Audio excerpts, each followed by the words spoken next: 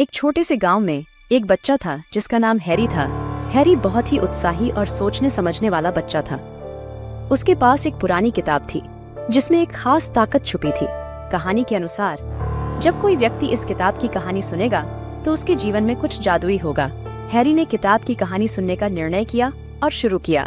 कहानी ने कहा कि जब तक तुम इसे पूरी तरह से सुनोगे तब तक तुम्हें उसमें बंधा रहेगा। जब सुनवाई शुरू हुई तो हैरी ने एक अजीब सी शक्ति महसूस की। वह अपनी आंखों को बंद करके एक नए जगह में महसूस करने लगा। कहानी में एक जंगल था जहां जादुई पौधे थे। जंगल की गहराइयों में एक दिलचस्प राजा बसता था जिसके पास एक रत्न था जो किसी को भी जो चाहे मांगने की शक्ति देता था। राजा की बेटी सिया ने उस रत्न की रक्षा करने का निर्णय लिया और उसे अपने घर में सुरक्षित रखा।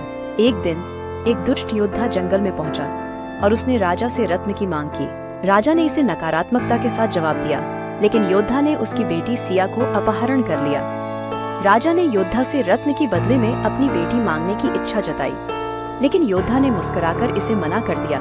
हैरी ने अंधेरे में खड़ा होकर इस सभी को ध्यान से सुना। अब कहानी ने बताया, जंगल में बहुत सी मुश्किलें आएंगी, लेकिन हैरी को धैर्य रखना होगा। हैरी ने कहानी को जारी रखा और वह जंगल में पहुंचा जहां उसने सिया को देखा। सिया बहुत परेशान थी, लेकिन जब वह विक्रम को देखी तो उसमें आशा की किरण दिखी। हैरी ने अपने मन की शक्ति का इस्तेमाल करके उस योद्धा से युद्ध किया और उसे हराया। फिर उसने रत्न को सिया के साथ मिलाकर वापस राजा के पास ले जाया।